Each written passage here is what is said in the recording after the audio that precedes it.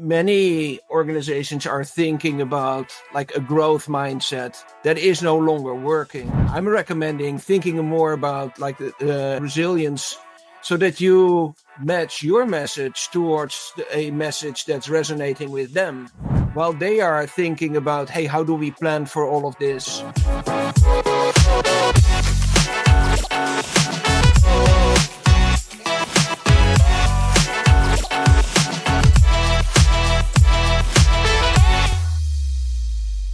Hello and welcome to the Health Tech Marketing Show. I'm your host, Adam Chirinos. Welcome to the show. If this is your first time listening, you can find other episodes on your favorite podcast application, or you can even watch us on YouTube.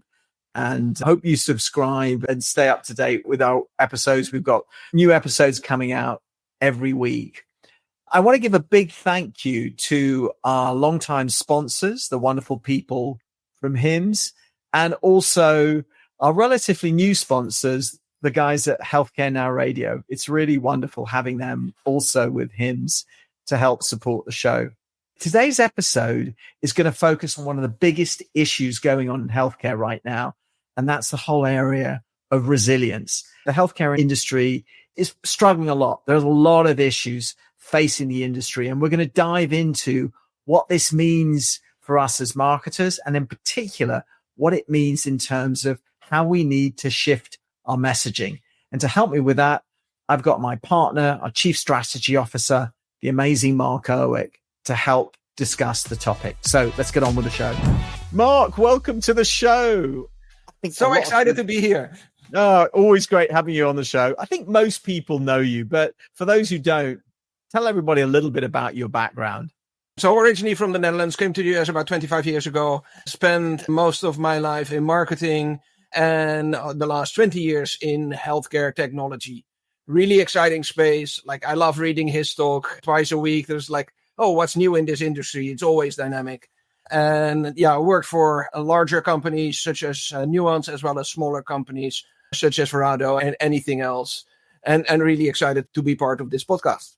So, Mark, together we've been doing a bit of work looking at the big trends for 2026 and beyond, and then talking to clients and prospects about those.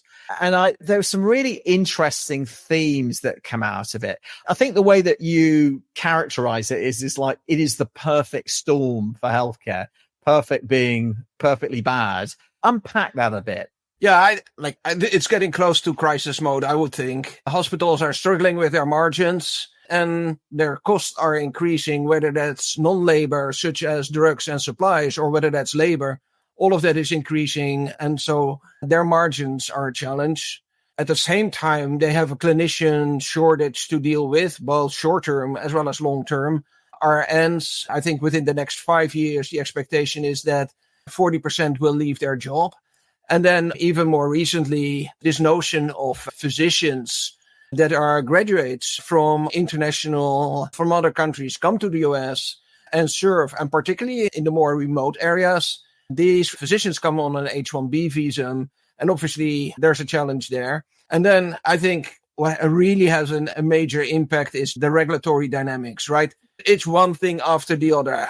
OPBBA is the one thing. You have the Medicaid work requirements, Medicaid eligibility requirements, Affordable Care Act cuts, federal grant cuts. It's just stacking up one after the other. Managed care uniformity. You have the tariffs that have an impact. So there's so much going on. It's just very hard to see the next thing that's coming and just to plan for all of that. Yeah, I think the notion that you talked about a lot in this work is the importance of resilience. So talk about what that is and why that's suddenly become more important. Yeah, 100%. I think we as vendors, if we start to pitch towards these hospitals and IDNs, the provider space specifically, many organizations are thinking about like a growth mindset that is no longer working. So I'm recommending thinking more about like the resilience so that you match your message towards a message that's resonating with them while they are thinking about, hey, how do we plan for all of this? How do we create like different stages? What are the different scenarios and how do we plan for those different scenarios? In the context of chief financial officers, really thinking about, hey, what are those external business conditions, regulatory changes, economic volatility, supply chain disruption, like putting that all in towards a planning mode.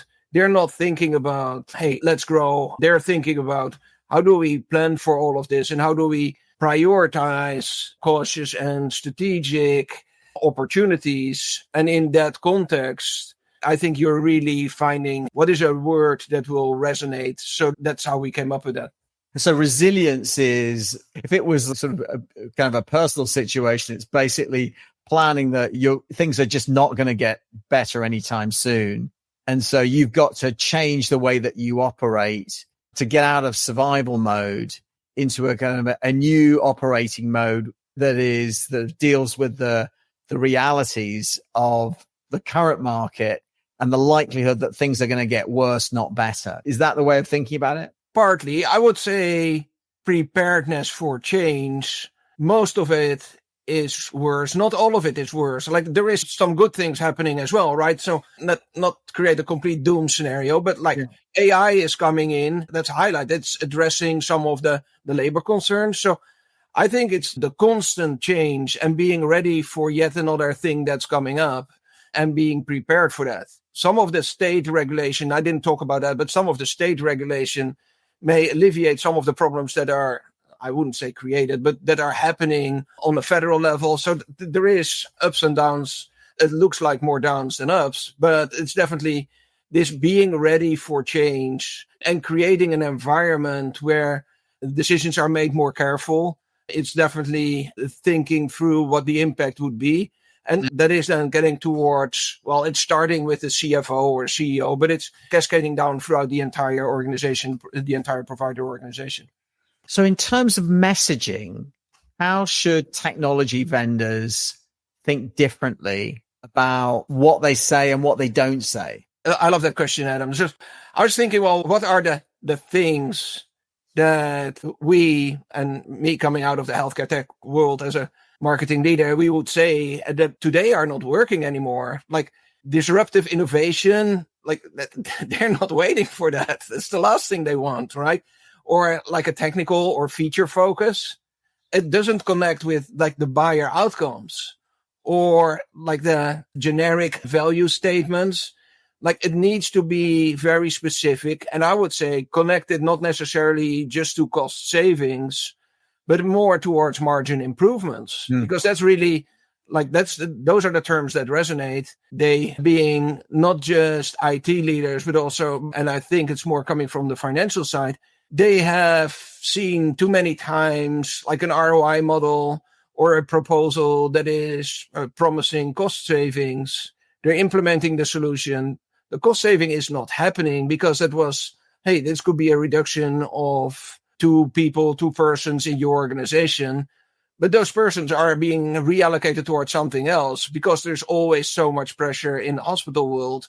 So that saving is not there. So like your ROI model or your ROI calculator that you may have used in the past is no longer working. That's why we're thinking more like, hey, create a value calculator that's much more specific, that's much more detailed, and where it stands to, you're able to present it towards as a chief financial officer in a hospital or in a large IDN, and you're able to actually point towards, hey, here's where the data is coming from, and this is what we've seen with other clients. So what is the difference between an ROI calculator and a value calculator? ROI is really speaking towards this, hey, you punch in some data and out comes quickly another result. And that's not like, it's a simple spreadsheet. And some vendors are using that on their website, and it's good as a demand gen tool, like it's generating some interest. It's not good as a sales enablement tool where you get in front of a CFO and doing a justification for an investment, where it's looking towards long-term, where they're not necessarily buying in towards, hey, this is the amount of heads that you can save, because they know that that's not happening. And they're much more looking towards what's margin improvement, what is potential additional revenue, what's potential additional cost saving. And additionally, not just looking towards on a high level, hey, this is the total impact, but really per use case, per department, being much more specific so that it actually becomes like trustworthy towards the CFO.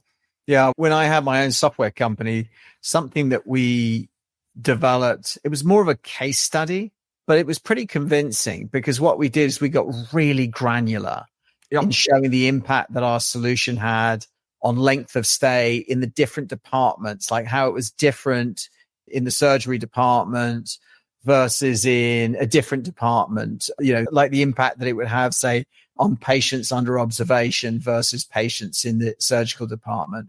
We were able to show how it helped to speed up discharges, those kinds of things. And I think we had about 7 or 8 different drivers that we could use. And it made our business case a lot more credible. So I think that's kind of where you're getting to, where you can get down to that level of granularity, where it translates not into a simple sort of, 2-number ROI, but it actually translates into potential ranges of impact on the bottom line, on margin. That's right. Yep. Yeah.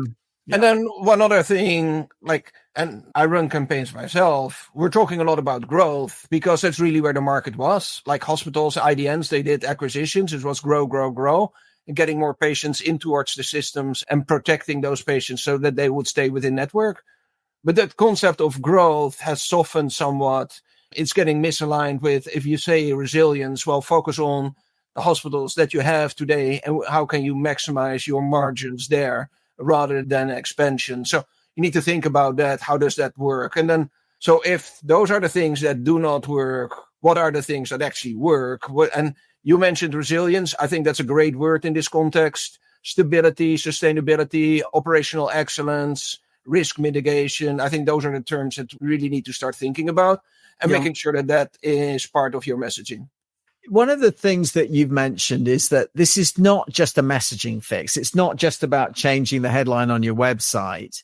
It's about a mindset shift. 100%. Yeah, this is not a quick fix for marketing. Update your headline and update your boilerplate and then you're done. But it is a great opportunity for any marketing leader to shine, right? Do research, talk to customers, think about the elements that we just mentioned, and then start a cross-functional initiative in your organization. Marketing is the driver. Marketing should be the driver. And what a great opportunity for any marketing leader to drive this within the organization. But you need to get consensus, not just from sales, but from your customer experience team, from sales, from the CEO, and making sure that the entire organization buys in towards this. You document this, and whether it's a PowerPoint presentation or a Word document, doesn't matter. But then once you have alignment, then you start executing, and that executing is from the bottom up. You build a messaging document. You start first, I would recommend first test that with a few clients. And then once you have alignment on that, that comes with, updating your website, updating your boilerplate, but also training, enablement from both your marketing team, your sales team, but also your customer experience team, and making sure that everybody buys in towards that. And I think we talk about a number of things related towards messaging, specifically around the financial condition. Another element here was, and we didn't talk about that, but I feel really passionate about that, is this concept of partnership, right? If you present yourself as a partner and shift the focus from like this short-term vendor, we want to sell something, towards a long-term relationship and much more outcome focused rather than feature focused, you present yourself in a partnership. And that's really one thing which is necessary to build that long-term relationship. So you can build that in towards your messaging framework as well. So expand on that a bit, because, partnership is one of those words that get like value, which gets bandied about a lot. And I think you mean something really specific in that. So explain a little bit more, kind of maybe give a scenario of what that partnership looks like and why it's different than what listeners to this might be doing right now. Yeah, if you come in towards a meeting and you present yourself as the vendor, that is already a downer for CIOs. They don't want to talk to vendors. They want to talk to partners. Partnership talks about the ability to understand and empathize with your client or with the CIO or the IT department and get an understanding of their problems, not just from today, but also longer term. And with that, work together on a plan, which may or may not involve your solution. And I think that's where, like, particularly on the sales side, it's like, okay, how can we sell more licenses, or how do we get an additional product in towards this organization? Mm-hmm. Shift that towards what are the fundamental problems that are happening in this organization? How can we potentially help with that first, short term and longer term, and then shift towards, from that conversation, more in towards how do our solutions fit in towards that? Yeah, so it sounds much more like consultative selling. 100%. Yep. I've seen, a lot of salespeople who do that really well. Yep. And they're usually very successful. And others who just, it's not part of the makeup. It's part of, they're much more transactional. And so, and I do think it's not transactional versus relationship. It is about being much more strategic. Oh, yeah. Earning the right to get the deal by giving them a path of how, how to go about purchasing this, about implementing, how to get adoption, and how to get value out of the solution. So I think it's a much bigger thing than sort of a kind of traditional technology sale. 100%, Adam. And I think this has been the case for the last 10 years or so in healthcare. There's not necessarily something new on the CIO side. The dynamic that's playing in 2025, 2026, that you may keep in mind that's giving an additional pressure point to start shifting towards that, is that in this environment, if you look towards the procurement departments, in order to address all of these dynamics that we talked about earlier, right, it is a reduction of the number of vendors that they want to work with. They don't want to work with 400, 2,000 vendors. Yeah. They are looking for a reduction. And a part of that comes out of, okay, what are the organizations that empathize with us, that understand our challenges, and are in with us on providing value, not just during the sales pitch, but also longer term. And I think this talks towards it. It's not just, hey, during your sales process. It's not just during a marketing pitch and marketing can write better white papers. No, it's bringing that message towards your entire organization. So you constantly provide value, consistently provide value. You articulate that in the marketing message.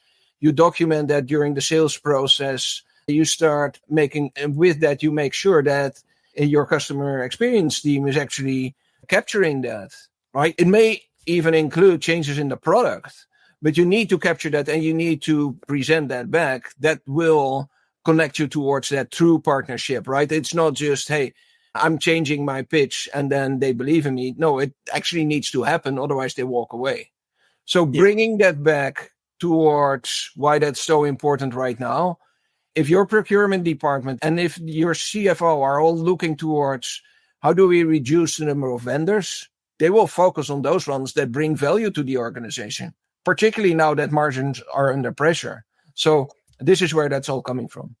That's very helpful, Mark. As you were describing it, I think about some of our clients, and I think the clients that are doing the best are the ones that, there's one in particular, which is a tech-enabled service that has a clear value proposition, really clear impact.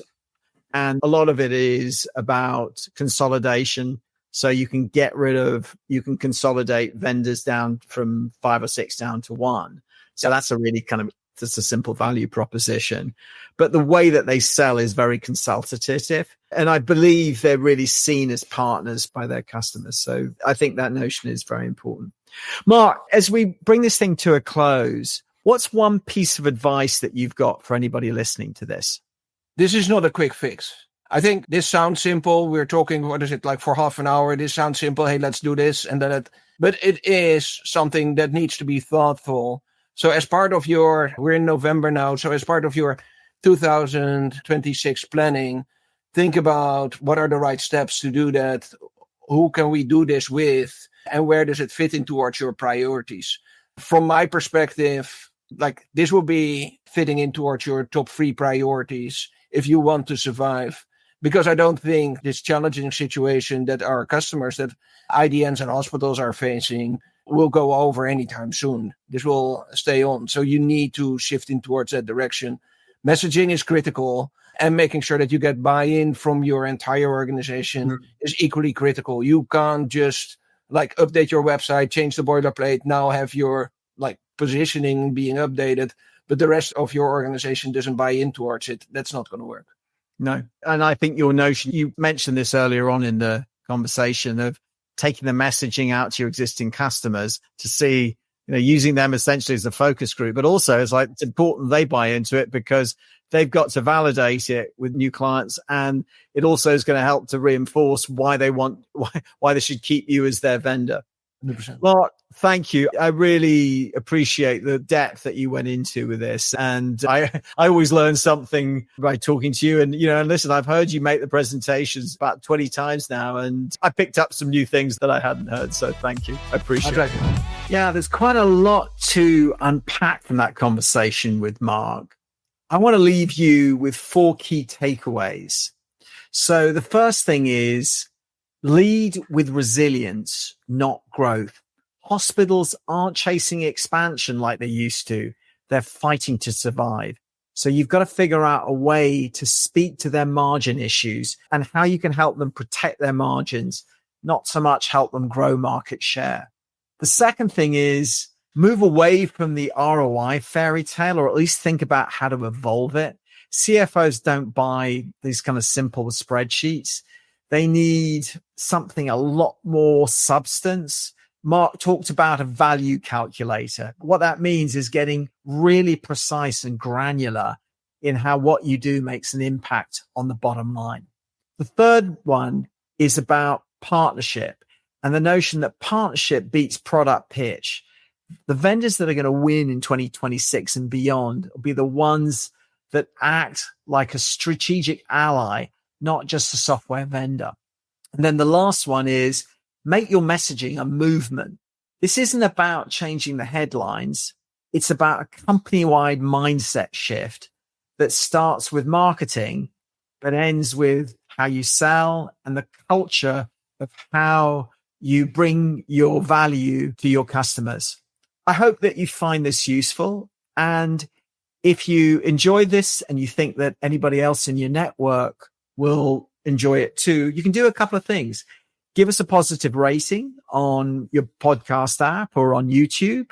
The other thing is, you might want to send it to some of your colleagues or peers in the healthcare technology marketing community.